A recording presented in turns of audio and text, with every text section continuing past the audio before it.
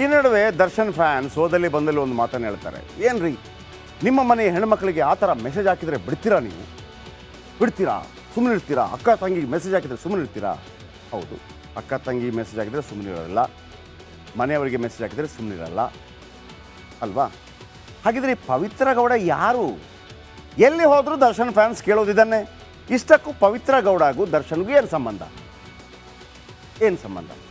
ಅಕ್ಕ ಅಲ್ಲ, ತಂಗಿ ಅಲ್ಲ, ಅಕ್ಕನ ಅಲ್ಲ, ತಂಗಿನ ಅಲ್ಲ, ಹೆಂಡತಿನ ಅಲ್ಲ. ಪವಿತ್ರ ಗೌಡ ದರ್ಶನ್ ಮದುವೆ ಆಗಿದ್ದಾರಾ? ಇಲ್ವಲ್ಲ. ಇದ್ರೆ ಮೊನ್ನೆ ಹೇಳಬೇಕಿತ್ತಲ್ಲ ಹೆಂಡತಿ ಅಂತೇಳಿ. ಪವಿತ್ರ ದರ್ಶನ್ ಒಂದೇ ಕುಟುಂಬದ ಸಂಬಂಧಿನ? ಇಲ್ವಲ್ಲ. ಹಾಗಾದರೆ ಪವಿತ್ರ ಗೌಡ ದರ್ಶನ್ ಮನೆಯ ಹೆಣ್ಣು ಹೇಗಾಗ್ತಾಳೆ? ಪವಿತ್ರ ಗೌಡಗೆ ಸಂಜಯ್ ಸಿಂಗ್ ಅಂತ ಪತಿ ಇದ್ದಾರೆ. ನಟ ದರ್ಶನ್ಗೆ ವಿಜಯಲಕ್ಷ್ಮಿ ಅಂತ ಹೆಂಡತಿ ಇದ್ದಾರೆ. ಆಮೇಲೆ ದರ್ಶನ್ಗೆ ನಾನೊಬ್ಬಳೇ ಪತ್ನಿ ಅಂತ ವಿಜಯಲಕ್ಷ್ಮಿ ಅವರು ಹೇಳಿದ್ದಾರೆ. ಅದನ್ನು ಗೌರವಿಸಬೇಕು. ದಯಾನಂದ್ ಅವರು ಏನೋ ಹೇಳೋಕೆ ಹೋದಾಗ ಇಲ್ಲ ನಾನೊಬ್ಬನೇ ಇರೋದು ಅಂತ ಹೇಳಿದ್ದಾರೆ. ಕಮಿಷನರ್ ದಯಾನಂದ್ ಹೇಳಿಕೆಯನ್ನು ಕೊಟ್ಟಾಗ ಅದಕ್ಕೆ ವಿರೋಧ ವ್ಯಕ್ತಪಡಿಸಿದರು ವಿಜಯಲಕ್ಷ್ಮಿ. ಹಾಗಿದ್ರೆ ಕಂಡೋರ್ ಮನೆ ಹೆಣ್ಣಿಗೆ ದರ್ಶನ್ ನ್ಯಾಯ ಕೊಡಿಸಿದ್ರಾ? ತಪ್ಪೇನಿಲ್ಲ. ಆದರೆ ಇದೇ ದರ್ಶನ್ ತನ್ನ ಹೆಂಡತಿಗೆ ಹೊಡೆದಿದ್ರು, ಕಂಡೋರ ಹೆಣ್ಣಿಗೆ ನ್ಯಾಯ ಕೊಡಿಸೋಕೆ ಹೆಂಗೋದ್ರು? ನ್ಯಾಯ ಕೇಳುವ ಹೆಣ್ಣು ಅಶ್ಲೀಲ ಚಾಟ್ ಮಾಡೋದು ಸರಿನಾ? ನಾನು ಹೇಳಿದೆ, ಅವನು ಕಕ್ಕ ಮೆಸೇಜ್ ಕಳಿಸ್ದ, ನೀವ್ಯಾಕೆ ಎತ್ಕೊಂಡ್ರಿ ಅದನ್ನು?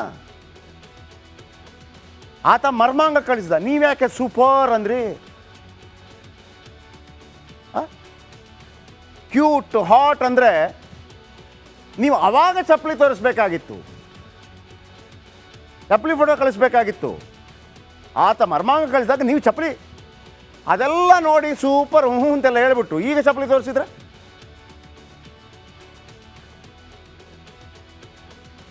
ಸಂಪ್ರದಾಯಸ್ಥ ಹೆಣ್ಣು ಮಗಳು ಅಂದರೆ ಯಾರು ಗೊತ್ತಾ? ದರ್ಶನ್ ಪತ್ನಿ ವಿಜಯಲಕ್ಷ್ಮಿ. ಆವತ್ತು ಅವ್ರ ಕೇಸ್ ವಾಪಸ್ ಪಡೆಯದೇ ಇದ್ದಿದ್ರೆ ದರ್ಶನ್ ಈಗಲೂ ಒಳಗಿರ್ತಿದ್ರು. ವಿಜಯಲಕ್ಷ್ಮಿ ಮಾತ್ರವೇ ದರ್ಶನ್ ಮನೆಯ ಹೆಣ್ಣು ಮಗಳು, ದರ್ಶನ್ ಅವರ ಧರ್ಮಪತ್ನಿ, ದರ್ಶನ್ ಅವರ ಅರ್ಧಾಂಗಿಣಿ. ದರ್ಶನ್ ಪತ್ನಿ ಬಗ್ಗೆ ಯಾರಾದರೂ ಮಾತಾಡಿದ್ರು ಕೂಡ ನಾವೂ ಕೋಪಿಸ್ಕೊಳ್ತೀವಿ. ಆ ರೆಸ್ಪೆಕ್ಟ್ ದರ್ಶನ್ ಮತ್ತು ದರ್ಶನ್ ಪತ್ನಿಗೆ ನಾವಿಟ್ಟಿರುವಂಥ ರೆಸ್ಪೆಕ್ಟ್ ಅದು. That's all. ರೇಣುಕಾ ಸ್ವಾಮಿಯ ಆ 2 ಫೋಟೋಗಳು ಸಾಕ್ಷಿಯಾಗಿದೆ. ಈ ಫೋಟೋ ನೋಡಿದರೆ ಇವರು ಮನುಷ್ಯರೋ ಕ್ರೂರಿಗಳು ಅಂತ ಅನಿಸ್ಬಿಡುತ್ತೆ. ಈಗ ಆ ಫೋಟೋವನ್ನು ರೇಣುಕಾ ಸ್ವಾಮಿಯ ಪೋಷಕರು ನೋಡಿದ್ದಾರೆ. ಅವರ ಆಕ್ರಂದನ ಹೇಗಿದೆ ಬನ್ನಿ ನೋಡೋಣ.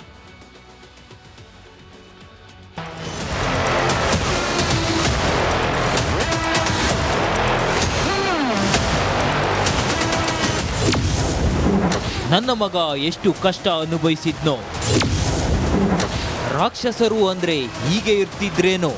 ಈಗ ಚಿತ್ರ ನೋಡಿ ನಮಗಂತೂ ಅತ್ಯಂತ ಮನಸ್ಸು ಭಯಂಕರ ಕೆಟ್ಟದಾಗ್ಬಿಟ್ಟಿದೆ, ದಿಗ್ಭ್ರಮೆ ಆಗಿದೆ. ಹೆಂಗೆ ಅವನು ಎಷ್ಟು ಅನುಭವಿಸಿರ್ಬೋದು, ಎಷ್ಟು ಕೂಗಾಡಿರ್ಬೋದು, ಎಷ್ಟು ಕಿರ್ಚಾಡಿರ್ಬೋದು, ಅವನು ಎಷ್ಟು ಒದ್ದಾಡಿರ್ತಾನೆ, ಹೆಂಗೆ ಜೀವ ಬಿಟ್ಟಿರ್ತಾನೆ ಅನ್ನೋದು ನಮಗೆ ಊಹೆ ಮಾಡ್ಕೊಳಕ್ಕೆ ಆಗ್ತಾಯಿಲ್ಲ. ಎಷ್ಟು ನಾವೆಲ್ಲೂ ಕೇಳ್ತಿದ್ವು ರಾಕ್ಷಸರು ಅಂತಾರೆ. ರಾಕ್ಷಸರು ಅಂದರೆ ಹಿಂಗೆ ಇರ್ತಾರಂತ ಈಗ ನಮ್ಗೆ ಅನುಭವಕ್ಕೆ ಬರ್ತಾಯಿದೆ.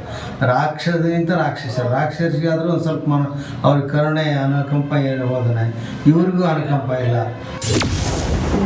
ಪವಿತ್ರ ಗೌಡ ಕೂಡ ಹೆಣ್ಣು ರಾಕ್ಷಸಿ. ಆ ಪವಿತ್ರ ಗೌಡ ಹೆಣ್ಣು ಮಗಳಿಗೆ ಏನೆಲ್ಲ ಸಂಬೋಧನೆ ಮಾಡ್ತೀವಿ ನಾವು. ದೇವಿ ಅಂತ ಕಾಣ್ತೀವಿ, ಕರುಣಾಮಯಿ ಅಂತೀವಿ, ದಯಾಮಯಿ ಅಂತೀವಿ.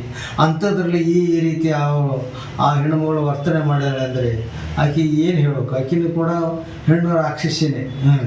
ಇದೊಂದು ಮಾಡಬೇಕಾಯಿತು. ಆದರೆ ನಮಗಂತೂ ಇದು ತಡ್ಕೊಳ್ಳಾರ್ದಷ್ಟು ನಮಗೆ ನೋವಾಗಿದೆ.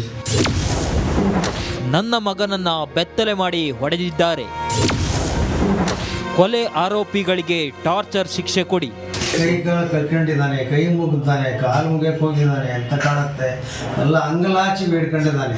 ಅವನಿಗೆ ಬರೆ ಬತ್ಲ ಮಾಡಿದ್ದಾರೆ, ಬಟ್ಟೆ ತೆಗೆದಿದ್ದಾರೆ, ಕರೆಂಟ್ ಶಾಕ್ ಕೊಟ್ಟಿದ್ದಾರೆ.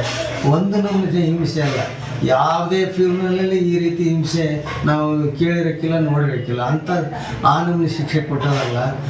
ಅದಕ್ಕಾಗಿ ನಾನು ನ್ಯಾಯಾಲಯ ಬೇಡೋದಾಗ್ತದೆ.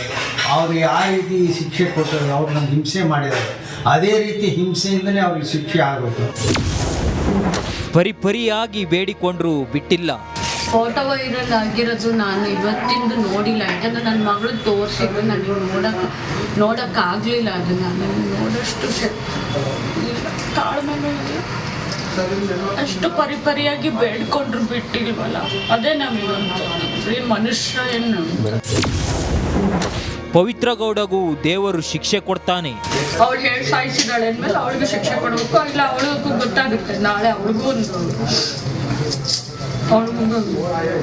ಅವಳಿಗೂ ನಾಳೆ ಆ ದೇವರ ಅವಳಿಗೂ ಒಂದು ಶಿಕ್ಷೆ ಕೊಟ್ಟೆ ಕೊಡ್ತಾರೆ.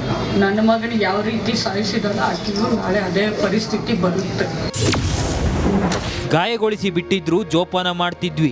ಅವ್ರು ಹೊಡೆದು ಬಿಟ್ಟು ಎಷ್ಟೇ ಅವ್ನು ಯಾವ ಸ್ಟೇಜಲ್ಲಿ ಇದ್ದ, ಈಗ ಹೊಡೆದು ಅವನಿಗೆ ಇದನ್ನ ಮಾಡಿದ್ರಲ್ಲ ಅದೇ ಸ್ಟೇಜಲ್ಲೇ ಕಳ್ಸಿದ್ರು ಕೂಡ. ಯಾಕಂದ್ರೆ ಈಗ 98 ಅಜ್ಜಿದು ಸೇವೆ ಮಾಡ್ತಿದೀವಿ ಅಂದ್ರೆ ಸ್ವಂತ ನಮ್ಮ ಅಣ್ಣನ್ ಮಾಡದೇ ಇರ್ತಿದ್ವ, ಅಪ್ಪ ಅಮ್ಮ ಸ್ವಂತ ಮಗನ್ ಸೇವೆ ಮಾಡದೇ ಇರ್ತಿದ್ರ. ಅಟ್ಲೀಸ್ಟ್ ಜೀವ ಇದ್ಯಾರು ಅನ್ಕೊಂಡು ಅವನನ್ನ ಹೆಂಗೋ ನಾವು ನೋಡ್ಕೊಂಡು ಇರ್ತಿದ್ವಿ. ಅದನ್ನ ಬಿಟ್ಟಿರಿ ಇವತ್ತು ಜೀವ ತೆಗೆದು ಒಂದ್ ಇಡೀ ಮಂತನನ್ನೇ ಹಾಳು ಮಾಡಿದ್ರಲ್ಲ ಸರ್ ಅಂತ.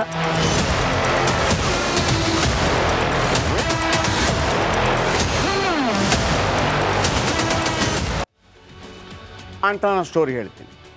ಸ್ಟಾರ್ಟ್ ಮಾಡಿಲ್ವಾ, ಅವನ ಮೆಸೇಜ್ ಕಳಿಸಿಲ್ವಾ? ಎಸ್ ಕಳಿಸಿದ್ದಾನೆ. ಕೆಟ್ಟ ಮೆಸೇಜ್ ಕಳಿಸಿದ್ದಾನೆ. ಪವಿತ್ರ ಗೌಡ ಏನು ಮಾಡಿದ್ಲು, ಅವನು ಕೆಟ್ಟ ಮೆಸೇಜ್ ಕಳಿಸಿದ್. ಎಸ್ ಕಕ್ಕ, ಅವನು ಕೆಟ್ಟ ಮೆಸೇಜ್ ಕಳಿಸಿದ್ದು ಕಕ್ಕ. ನೀವು ಯಾಕೆ ತಿಂದ್ರಿ? ಪವಿತ್ರ ಗೌಡ ಮಾಡಿದ್ದೇನು ಸಣ್ಣ ತಪ್ಪ? ಒಂದು ಪೊಲೀಸ್ ಕಂಪ್ಲೇಂಟ್ ಕೊಟ್ಟಿದ್ರೆ ಇವತ್ತು ಜೀವ ಹೋಗ್ತಾ ಇರಲಿಲ್ಲ, ದರ್ಶನ್ ಒಳಗಿರ್ತಾ ಇರಲಿಲ್ಲ, 15 ಜನ ಜೀವಭಯದಲ್ಲಿ ಬದುಕುವಂಥ ಅನಿವಾರ್ಯತೆ ಇರಲಿಲ್ಲ. ಎಲ್ಲ ಪೊಲೀಸೇ ಮಾಡ್ತಾಯಿದ್ರು. ಈಗ ಪೊಲೀಸರ ಬದಲು ಪವನ್ ಬಳಿ ಈಕೆ ಪೊಲೀಸರಿಗೆ ಸುದ್ದಿ ಕೊಡಲಿಲ್ಲ, ದರ್ಶನ್ಗೂ ಹೇಳಲಿಲ್ಲ, ಆ ಓತಿ ಖ್ಯಾತ ಪವನ್ಗೆ ಹೇಳ್ತಾರೆ. ಅದಕ್ಕೆ ಗೊತ್ತು ಗುರಿ ಇಲ್ಲ, ಅದು ಯಾವ ರೀತಿಯದೋ ಗೊತ್ತಿಲ್ಲ. ಅದು ಕೂಡ ಈ ಹುಡುಗನ ಜೊತೆ ಚಾಟ್ ಮಾಡಿದೆ. ಅದು ಆ ಕಡೆ ಅದು ಆಂಟ ಯಾರು ರೇಣುಕಾಸ್ವಾಮಿ ಈಕೆ ಅಂದ್ಕೊಂಡು ಚಾಟ್ ಮಾಡಿದ್ದಾನೆ. ಬನ್ನಿ ಆ ಸ್ಟೋರಿ ಎಲ್ಲಿಂದ ಶುರುವಾಯಿತು ಹೇಳ್ತೀನಿ, ಕೇಳಿಸ್ಕೊಳ್ಳಿ. ಹಾಯ್, ಲೊಕೇಶನ್ ಕಳಿಸ್ತೀನಿ, ಯಾವಾಗ ಬರ್ತೀಯಾ ಹೇಳು. ಓಕೆ ಕಳಿಸು. ನಾನು ಯಾಕೆ ಬರಬೇಕು ಅಂತ ಹೇಳು. ನಿಂಗೆ ಏನ್ ಬೇಕು ಹೇಳು. ನಿನಗೆ ಏನು ಬೇಕು ಅಂತ ಹೇಳು. ನೀನೇ ಫೋಟೋ ಕಳಿಸು ನಂಗೆ. ನೀನು ನನ್ನ ನಂಬರ್ನ, ನನ್ನ ಫೋಟೋನ ಮಿಸ್ಯೂಸ್ ಮಾಡಿದರೆ ನಾನು ಏನು ಮಾಡಲಿ ಅಂತ ಹೇಳು. ನೀನು ನನ್ನಿಂದ ಏನು ನಿರೀಕ್ಷೆ ಮಾಡ್ತಿದ್ಯಾ ಅಂತ ಹೇಳು. ನೀನು ಏನ್ ಬಯಸ್ತೀಯಾ ಹೇಳು. ಮೊದಲು ನೀನೇ ಹೇಳು, ಪ್ಲೀಸ್ ಹೇಳು. ಮೊದಲು ನೀನ್ ಹೇಳು. ಮೆಸೇಜ್ ಮಾಡಿರೋದು ನೀನಲ್ವಾ? ಹಾಗಾದರೆ ಮೆಸೇಜ್ ಮಾಡಬಾರ್ದಾ ಹೇಳು. ನಿನ್ನಿಷ್ಟ. ನಿನಗೆ ನನ್ನ ಫ್ರೆಂಡ್ಶಿಪ್ ಬೇಕೋ ಬೇಡವೋ ಅಂತ ಹೇಳು. ನೋಡ್ತೀಯಾ ಹೇಳು, ಕಳಿಸ್ಲಾ ಅಂತ ಹೇಳು ಪ್ಲೀಸ್. ನೀನು ತುಂಬ ಕ್ಯೂಟ್ ಆಗಿದೆಯಾ, ಹಾಟ್ ಆಗಿದೆಯಾ, ಆಗಿದೆಯಾ? ಏನು? ನನ್ನ ನೋಡ್ತೀಯಾ ಹೇಳು, ಕಳಿಸ್ಲಾ? ಇಲ್ಲ, ಡೈರೆಕ್ಟ್ ಆಗಿ ಬಂದಾಗ. ಓಕೆ ಆಯಿತು, ಪರವಾಗಿಲ್ಲ. ಇವಾಗ ನೋಡಿ ಹೇಳು, ಆಮೇಲೆ ಬರ್ತೀನಿ ಆಯ್ತಾ? ನೀನು ಈ ಮೆಸೇಜ್ ಡಿಲೀಟ್ ಮಾಡಿದೀಯಾ? ಓಕೆ, ಲೊಕೇಶನ್ ಕಳಿಸ್ಲಾ? ಹೇಗೆ ಇದೆ ಅಂತ ಹೇಳು please. Super. Okay, location send ಮಾಡು. ಮಾಡ್ತೀನಿ ನೋಡು. ನಿಜವಾಗ್ಲೂ ಹೇಳು ಹೇಗಿದೆ ಅಂತ ಹೇಳು ಪ್ಲೀಸ್ ಕಣೆ. ಥ್ಯಾಂಕ್ ಯು ಸೋ ಮಚ್ ಕಣೆ. ಸೆಂಡ್ ಮಾಡು ಲೊಕೇಶನ್. ಜಿಗಣಿ ಹತ್ತಿರ ಓಮ್ಯಾಕ್ಸ್ ಫ್ಯಾಕ್ಟ್ರಿ, ಆಂಜನೇಯ ಟೆಂಪಲ್. ಯಾಕೆ ಅಷ್ಟು ಆತರನಾ ನಿಂಗೆ? ಎಸ್, ನಾನು ಫ್ರೀ ಮಾಡ್ಕೋಬೇಕು ತಾನೆ. ಓಕೆ ಆಯಿತು, ಒಂದು ದಿನ ಮುಂಚಿತವಾಗಿ ಹೇಳ್ತೀನಿ ಆಯಿತಾ? ಫ್ಯಾನ್ ಆಗಿಬಿಟ್ಟೆ ಕಣೆ ನಿನ್ನ ಬ್ಯೂಟಿಗೆ. ಜೀವನ ಪೂರ್ತಿ ನಾನು ನಿನ್ನ ಗುಲಾಮ್ನಾಗಿರ್ತೀನಿ ಕಣೆ. ನೀನು ತಾಯಿ ಮೇಲೆ ಆಣೆ ಮಾಡಿ ಹೇಳು, ನಿನ್ನ ನಂಬರ್ನ ಯಾರಿಗೂ ಕೊಡಲ್ಲ ಅಂತ ಆಣೆ ಮಾಡಿ ಹೇಳು ಪ್ಲೀಸ್ ಕಣೆ.